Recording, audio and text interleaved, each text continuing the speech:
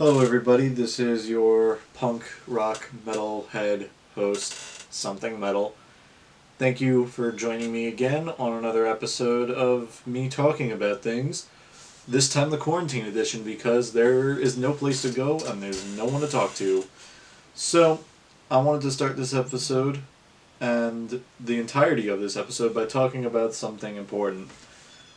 Grindcore and death metal. Specifically brutal slamming death metal. Before I get into anything, what I should go into is what death metal actually is. And pretty much, according to the internet, which I have right before me, it is a form of heavy metal music using lyrics preoccupied with the use of death, suffering, and destruction.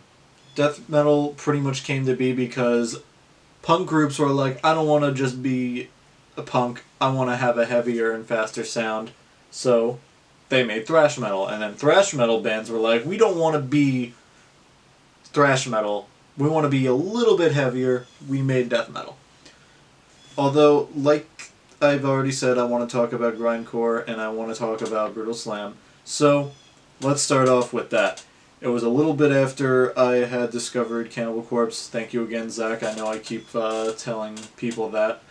Anybody that knows me knows that I'm very much into that underground kind of stuff. So I was outside of a Whole Foods one day and I was listening to Cannibal Corpse on YouTube, and in the recommendations was a certain band called Gonilic and their EP, 14, maybe 13 minutes long, Body Hook Abortion. I started playing it and I really didn't understand it, I really didn't like it, but then I found myself going back and forth between liking it, not liking it, until I finally settled on just getting the freaking album on iTunes.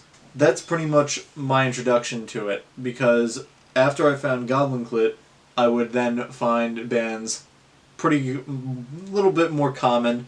So I would find Cranium, I would find the Dark Prison Massacre, I would find Party Cannon, Waking the Cadaver, all of those guys. So what brutal death metal and brutal slamming death metal and all of that stuff pretty much has to deal with is that it's a more breakdown driven style. There are heavier guitars, bass, and drums, and the vocals are way more guttural, and their logo is just as inaudible or not able to be read as the normal death metal band is. Now I want to talk about grindcore. And grindcore, according to the internet, is an extreme fusion genre of heavy metal and hardcore punk originating in the mid-1980s with inspirational sounds of thrashcore, crust punk, hardcore punk, extreme metal, and even industrial. That's a lot of genres. So some groups that pretty much really captivate this are Agoraphobic Nosebleed, early Napalm Death, I want to say, and even AC, Anal Cunt. Now, something I should also mention, according to what I know about, is that grindcore was pretty much made by a bunch of hardcore punks that weren't really trying to be hardcore punk, but wanted to keep that message going of what the political ideology was for them at the time that made them punk. That makes a lot of sense, right? According to that, later on, a whole bunch of other bands would form, much like AC.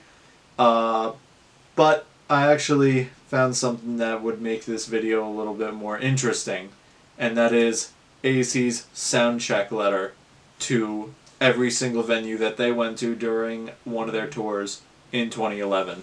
To the sound person from AC, Seth Putnam, Tim Morse, and Josh Martin.